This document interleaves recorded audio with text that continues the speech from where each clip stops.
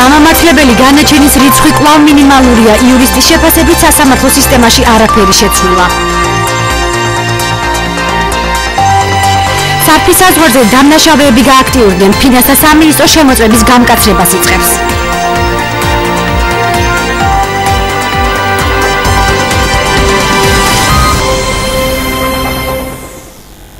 საღამოშვიდობის ეთერშია მაცეს თავარი საინფორმაციო გამოშვება თეუნა თურმაინძესთან ერთად. სარფის საბაჟო გამოშვებ პუნქტზე გამოვლენილ დანაშაულებათა რაოდენობა ბოლო 2 თვის განმავლობაში 60%-ით გაიზარდა. შემოსავლების სამსახური კი დანაშაულთან საბრძოლველად კონტროლის მექანიზმების გამკაცრებას გეგმავს.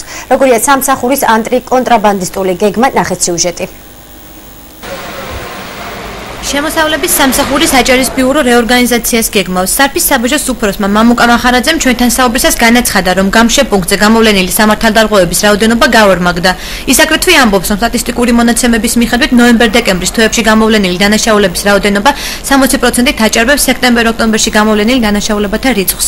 ნოემბერ-დეკემბერში როგორც საბაჟო ან საგაცხადო სამართალდარღვევის და ასევე ადმინისტრაციული სამართალდარღვევის რიცხვი გაზრდილი არის 60%-მდე ჩვენს კონკრეტ გამოშვებ პუნქტზე და ასევე უკვე ბოლო 2 კვირის განმავლობაში ჰქონდა ასევე 2 სისხლის სამართლის საქმის გამოვლენა. სარფის საბაჟოს უფროსი ჩვენთან საუბრისას ამბობს, რომ საყოველთაო შემოწმება საზღვრებზე გადაადგილებას შეაფერხებს. ამისთვის მომავალში საბაჟოს ადმინისტრაცია ალტერნატიულ ზომებს მიმართავს. ყოველდღიურად იხვეწება რისკის მართვის პროგრამა, რომელთაც ხდება შერჩევითი შემოწმება და ასევე ოპერატიული ინფორმაციის საფუძველზე. ყოველდღიურად ვცდილობთ ჩვენ დავხვეწოთ ეს მეთოდიკა დათვალიერების სამართალდარღვევის გამოვლენის, რადგან ერთის მხრივ კომფორტი შეუქმნათ პატიოსან მოქალაქეებს, ვინც საზღვარგარეთ და ასევე ჩვენ დავიცვათ ჩვენი ეკონომიკური საზღვარი, რათა ქვეყნის შიგნით ბიზნესმა იგრძნოს თავი დაცულად კონტრაბანდული საქმის შემოდინებისაგან. როგორც შემოსავლების სამსახურის პრესამსახურის წარმომადგენელმა განაცხადა, სამსახურმა კონტრაბანდასთან ბრძოლის მექანიზმის გასაუმჯობესებლად მუშაობა უკვე დაიწყო. აქ არის ძირითადად თურქეთიდან შემომავალი არადეკლარირებული საქმის გამოვლენის ფაქტები, არის ასევე უკანონოდ შემოტანილი სანადირო იარაღისა და ტყვია წამლის გამოვლენის ფაქტები. კონტროლი არის მკაცრი და ამ შემთხვევაშიც უკვე არის აბსოლუტური ძალისხმევა მიმართული იქითკენ, რომ არ მოხდეს სამართალდარღვევით გამუტარება და ფაქტები იყოს მაქსიმალურად გამოვლენილი. სარფის საბაჟოზე გატარებული ანტიკორუფციული რეფორმების შედეგად მსგავს დანაშაულის მინიმუმამდე დაყვანას ელოდებიან. ბოლო 2 თვის განმავლობაში ბათუმის საქალაქო სასამართლომ 71 დასრულებული სისხლის სამართლის საქმიდან მხოლოდ 1 გამამართლებელი განაჩენი გამოიტანა. ასევე 1 საქმეზე გამოვიდა ნაწილობრივ გამამართლებელი განაჩენი და 1-ით შეწყდა დანაშაულის ნიშნების არარსებობის გამო.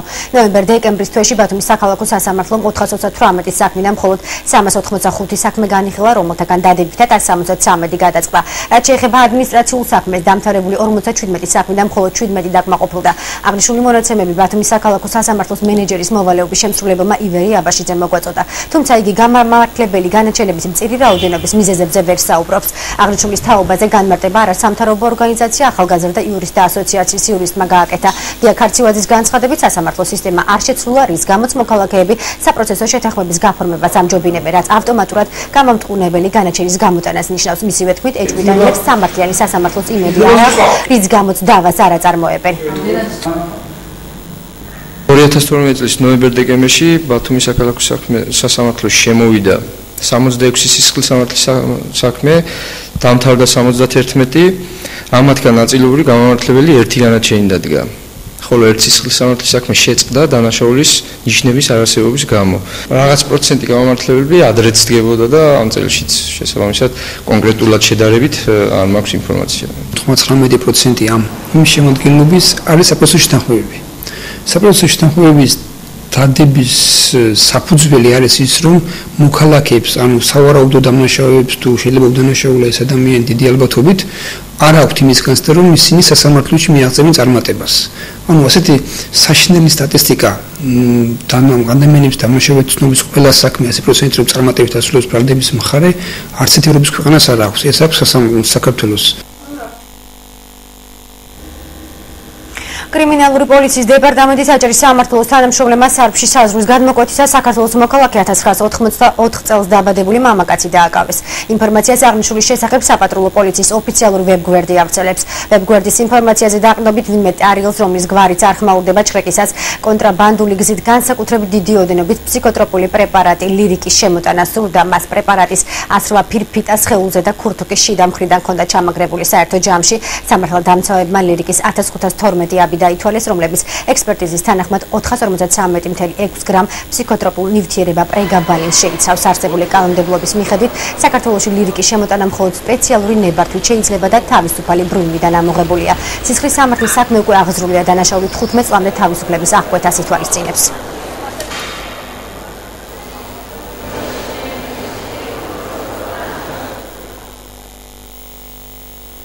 ჟურნალისტების მიერ დაგეგმილი საქველმოქმედო აქცია, რომლის საშუალებითაც ტანსაცმელი და თანხა შეგროვდა უსახლკარო მოხუცებისთვის მომდევნო დღეებშიც გაგრძელდება.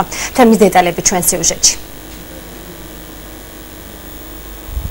ბათუმში 100-მდე ადამიანს არ აქვს თავშესაფარი. გუშინ ბათუმში მომუშავე ჟურნალისტებმა აქცია Facebook-ისა და ინტერნეტის საშუალებით გაავრცელეს, სადაც ნებისმიერ მსურველს შეეძლო დღეისათვის მთავრობის სახლის წინ თანხა და ტანსაცმელი მოეტანა. ეს იდეა წამოვიდა მას შემდეგ, რაც მერიაში ვიყავი მეგობრებთან ერთად და ვიკითხეთ თუ რას აპირებდნენ ამ ცივ ზამთარში იმ ხალხისთვის, რომელსაც არ გააჩნიათ საყდარი და არც ვინმე არ პატრონობს. ხოლო ჩვენ გვითხრეს, რომ ასეთ ხალხს ეხმარება მედია, ვისაც მხოლოდ პირადობა გააჩნია და ვისაც არ გააჩნია არანაირი დახმარება მას არ ეკუთვნის და ქუჩაში რჩება უპატრონო. ანუ არც მოქალაქეობად ითვლება და არც ადამიანად ითვლება. და მას შემდეგ გადავწყვეტეთ ჩაგვეტარებინა რაიმე საქველმოქმედო აქცია. ბათუმელების ვებგვერდზე BSU სტუდენტის წერილი გუშინ გამოქვეყნდა, სადაც სტუდენტი ქველმოქმედების აუცილებლობაზე საუბრობს. იგივე თემას გამოეხმაურა მეცხრე არხის ჟურნალისტი ნათია როყვა. დღეს 2 საათზე დაგეგმილ აქციას ბევრი მოხალისე შეუერთდა, შეგროვდა რამდენიმე შეკვრა ტანსაცმელი და 450-მდე ლარი. მათ შორის 300 ლარზე მეტის შეგროვება მთავრობის აპარატის ერთ-ერთმა თანამშრომელმა კაბინეტებში ჩამოვლით მოახერხა. გასულ წელს იყო ესეთი პრობლემა, როდესაც 2 ადამიანი დარჩა ქუჩაში და გარდაიცვალა სიცივისგან და წელს რედაქციაში მოვიდა გაზეთ ბათუმელებში სტუდენტის წერილი, რომელიც იგივე პრობლემაზე წუხდა და დაიგეგმა ჟურნალისტების მონაწილეობით უკვე აქცია მოვიფიქრეთ რაღაც სპონტანურად, იმიტომ რომ ძალიან ცუდი ამინდია მოგეხსენება და პრობლემა არის თბილ ტანსაცმელზე მუდმივად შარშენაც იყო, როდესაც ღამის თავშესაფარი ითხოვდა ტანსაცმელს, თბილ ტანსაცმელს და ძალიან ცოტა გამოხმაურება იყო. ამიტომ ესეთ ერთ დღეში სპონტანურად დავგეგმეთ Facebook-ის და სოციალური ქსელების ინტერნეტის საშუალებით გავავრცელეთ ეს ინფორმაცია. შეგროვლი ტანსაცმელი მერის მიერ გამოყოფილი ტრანსპორტით ფონდ კარიტასის ღამის თავშესაფარში გადაიტანეს მიუსაფარი ადამიანებისთვის, რომლებიც ღამეს ათევენ. ეს ბათუმში არსებული ერთადერთი თავშესაფარია. მერის წარმომადგენელი ჩვენთან საუბარში ამბობს, რომ თავშესაფრის რეაბილიტაციის საშუალება ბიუჯეტში არის, თუმცა ურეხის დასახლებაში მდებარე ბავშვთა სახლი, რომელიც მიუსაფრებისთვის უნდა გამოეყენებინათ, საქართველოს ჯანდაცვის სამინისტროს ბალანსია. გასული წლის პროექტებში ერთ-ერთი სოციალდაცვის პროგრამების პროექტებში იყო გათვალისწინებული ღამის თავშესაფრის მშენებლობის და დაპროექტების პროგრამა. გათვალისწინებული იყო 260.000 ლარი სარემონტო სამუშაოებისთვის და 110.000 ლარი 52 ბენეფიციარის მომსახურებისთვის. ცალკე 30-12 ბენეფიციარისთვის ღამის თავშეფრის და დროებითი საცხოვრებელი ფართით სოციალურად დაუცველების დაკმაყოფილების მიზნით.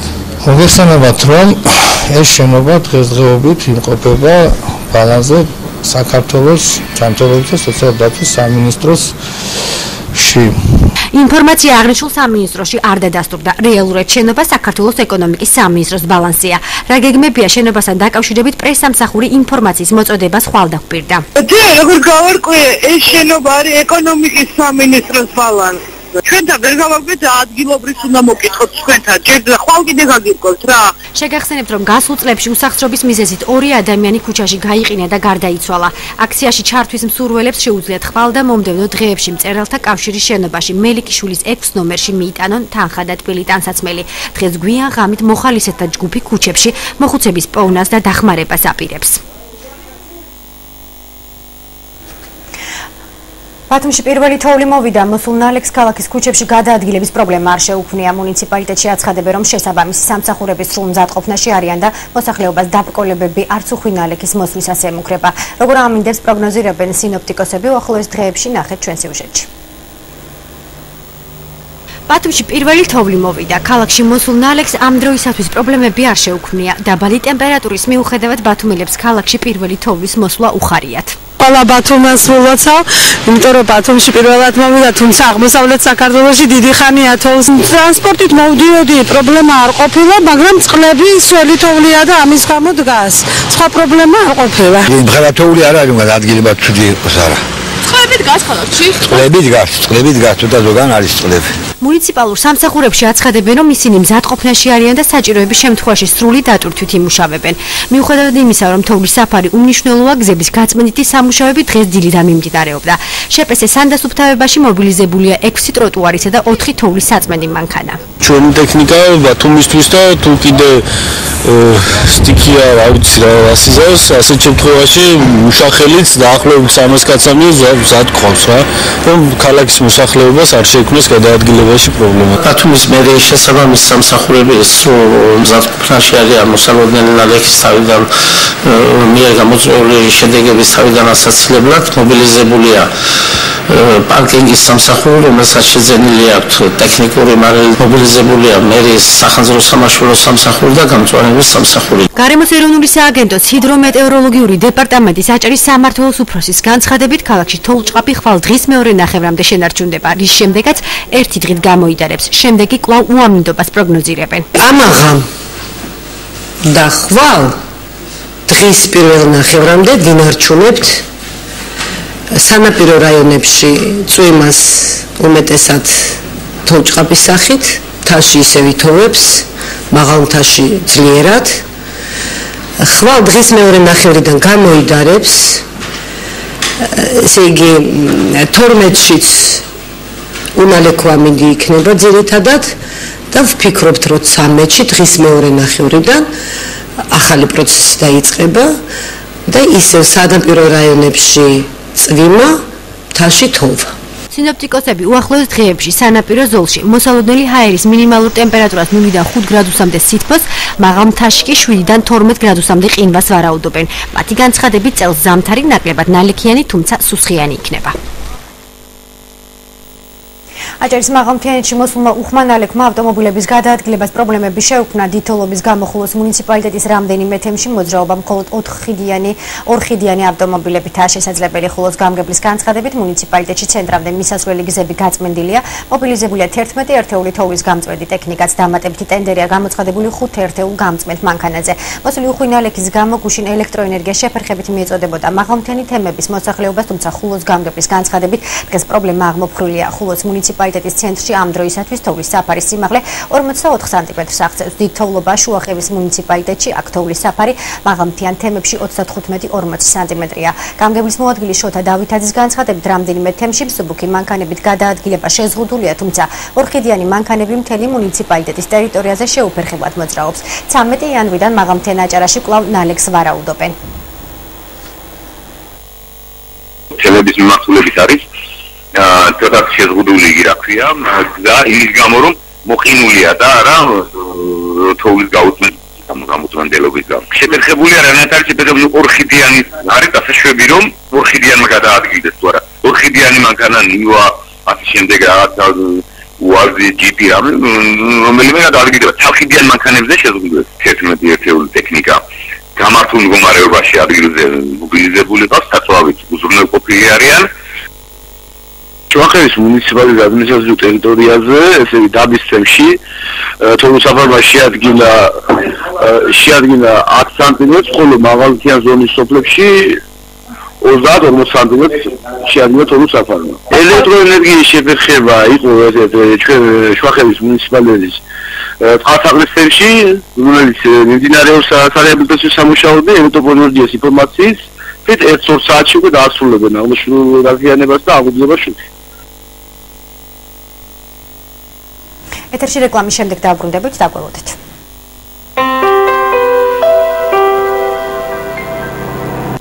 ორბი ჯგუფის საახალწლო აქცია. შეიძინეთ აპარტამენტი ბაკურიანში, კერძო საკუთრებაში, $17,500-დან, 300 მეტრში დიდველის საბაგიროდან. ასევე ბათუმის ულამაზეს ბულვარში ზღვის ხედით, გრანდიოზულ ორბი რეზიდენში, $17,775-დან. მეფა ელექტრონიკსი გილოცავთ შობა ახალწელს და გთავაზობთ უმაღლესი ხარისხის საყოფაცხოვრებო ტექნიკას უპროცენტო განმადებითა და საუკეთესო საჩუქრებით. მეფა ელექტრონიკსი, ბათუმი, დიმეტრე თავდადებულის 16. ოცნების სახლი გთავაზობთ. 200-ზე მეტი დასახელების MDF-ის, მასიური ხის და ლითონის გარს. წყალგაუმტარ, ხმაგაუმტარ და ცეცხლგამძლეფილებს. კვარცის, გრანიტისა და მარმარილოს ფართო არჩევანს. წყალგაყვანილობისა და გათბობის მასალებს. კაფელს, მეტლახს და აბაზანის აქსესუარებს. ლამინირებულ იატაკს, სამღებრო და სხვა სამშენებლო მასალებს. ეწვიეთ მაღაზია ათაქსელს. ანგისა, აეროპორტის გზატკეცილი ნომერი 20. ოცნების სახლი. თქვენი გონივრული ნაბიჯი კომფორტისკენ. ახალი ნათება გილოცავთ დამდეგშობა ახალწელს და გთავაზობთ 20%-იან ფასდაკლებას. შეხვდით ყველაზე მნიშვნელოვან დღესასწაულს განათებულ გარემოში. სალომბარდეს ესხი ლიბერტი ბანკისგან. მაღალი შეფასებით და დაბალი საპროცენტო განაკვეთით. თვეში 2.5%-ად. ლიბერტი ბანკი ყველგან და ყველასთვის.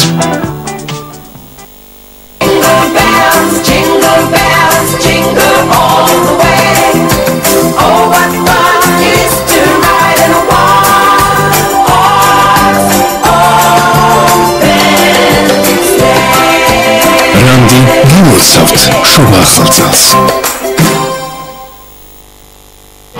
სალომბარდეს ესხი ლიბერტი ბანკისგან. მაღალი შეფასებით და დაბალი საპროცენტო განაკვეთით. თვეში 2.5%-ად. ლიბერტი ბანკი ყველგან და ყველასთვის.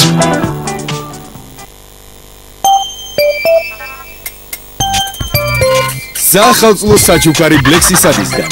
მიიღეთ ბლექსისადის სატელიტური მიმღები უფასო და უყურეთ 30 განსხვავებულ საახალწლო პროგრამას 30 განსხვავებულ ცენტრალურ და რეგიონალურ ქართულ არხზე. უფასო ინსტალაცია და ეს ყველაფერი თვეში მხოლოდ 10 ლარად. ბლექსისადი გილოცავთ შობა ახალწელს. ბათუმში, ბონის დასახლებაში, გოგოლის პირველ ნომერში გაიხსნა ახალი საერთაშორისო სტანდარტების ავტოსადგური. მგზავრებს ემსახურება მაღალი კლასის ტრანსპორტი. ავტოსადგურში შეღავათიან ფასებში ქირავდება საოფისე და კომერციული ფართები სხვადასხვა საქმიანობისათვის. აირჩიე ახალი ავტოსადგური მშვიდი და კომფორტული მგზავრობისათვის. დაგვიკავშირდით 24 26 12. ბათუმის ახალი ავტოსადგური. ავეჯის სახლი ელვიმისი გთავაზობთ თურქული წარმოების უმაღლესი ხარისხის ავეჯის ძალიან დიდ არჩევანს. საძინებელი ზალა, ბავშვის ოთახი და სამზარეულო უაწყვეთ აქ შეძენილი ავეჯი. ელვიმისში შეგიძლიათ შეიძინოთ სამეულები, ოთხეულები, სკამები, მაგიდები, კომპიუტერის მაგიდები და უამრავი სხვადასხვა სახის საწოლი. აქვე გეძლევათ შესაძლებლობა შეუკეთოთ თქვენი სასურველი დიზაინის ავეჯი. მოქმედებს განმადებაც.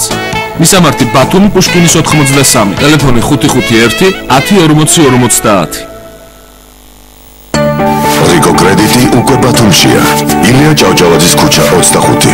ახალი შემოთავაზება რიკო კრედიტისგან მხოლოდ აჭარის რეგიონისთვის. სალომბარდოს სესხები ყველაზე მაღალი შეფასებით და ყველაზე დაბალი 2%-იანი გადასახადით. იპოთეკური სესხი 2.5%-დან. გემსახურებით 24 საათის განმავლობაში. რიკო კრედიტი. დაგვიკავშირდით 422 24 29 29. ბათუმი, ილია ჭავჭავაძის ქუჩა 25. რიკო კრედიტი. გადაიხადეთ ნაკლები. შეპასე ზობაბა გილოცავთ დამდეგ 2013 წელს და გთავაზობთ ახალ ექსკლუზიურ მოდელებს. 30 იანვრამდე მოქმედებს 25%-იანი საახალწლო ფასდაკლება თბილ ავეჯსა და საძინებლებზე. ავეჯის შეძენა შესაძლებელია განმადებითაც. იჩქარეთ სანამ სხვაგან შეიძეთ, ინახულეთ ჩვენთან. მისამართი ხელვაჩაური, მეჯინის წყალი. ბათუმი აეროპორტის გზატკეცილი ნომერი 1, ტელეფონი 599 58 71 29. აქცია საჩუქარი ყველას გაგრძელდება. შეიძინეთ ნებისმიერ მაღაზიაში 2 ლიტრიანი ჰერცოგი, საიუბილეო 15, არგო ექსპორტი ან გერმანული და საჩუქრად მიიღე 9 ლიტრიანი საიუბილეო ლუდი 15. მოითხოვეთ კუთვნილი საჩუქარი ნებისმიერ მაღაზიაში. მაღაზია ვალდებულია გადმოგცეთ თქვენი საჩუქარი. საჩუქარი ყველას გასტელ საქართველოსგან.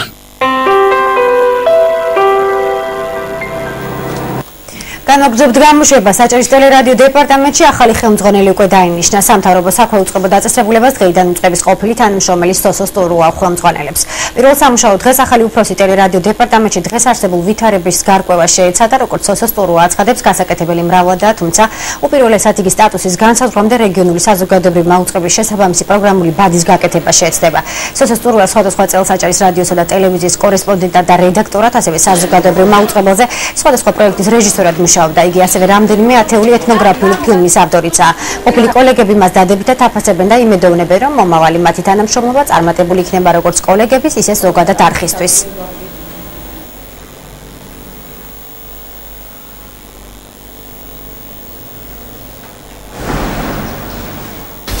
რამდენიმე თვეში აჯარში გვექნება რეგიონული საზოგადოებრივი მაუწყებელი.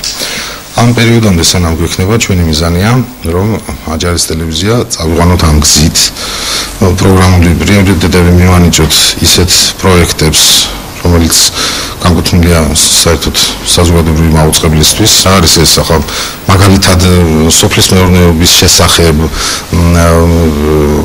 საბავშვო გადაცემანის რთულია, მაგრამ უნდა შევძლოთ მედიცინის და ასე საზღვაო პოლიტიკური ტოქ-შოუები. 16 წელი წმინდა შემოქმედებითი კოლეგიალური ურთიერთობა გქონდა მე და სოსოს და ყოველთვის თავისი ხელწერა ჰქონდა. სოსო ჩემთვის ასოცირდება როგორც ნიჭიერი, კოლეგიალური, ძალიან კარგი ადამიანი, უკონფლიქტო, წარმატებული, რასაც კი ხელი მოკიდა, თუმცა მე ხა არ შემიძლია ვთქვა მენეჯმენტში არ ქონია მას ჯერ გამოცდილება, მაგრამ დარწმუნებული ვარ, რომ აქაც წარმატებას მიაღწევს.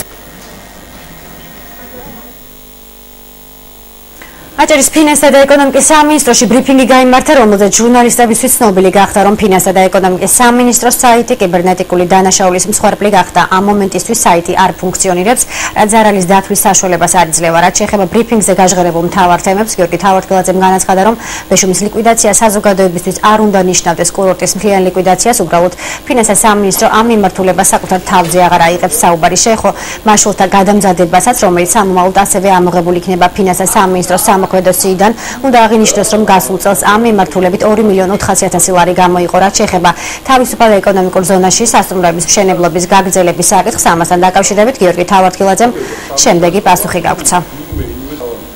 თავარი გზავნილი მინდა იყოს განვითარების სამინისტრო. ის რაც იყო სამი სასტუმროს მშენებლობა ჩვეულებრივად გრძელდება და გაგრძელდება აბსოლუტურად.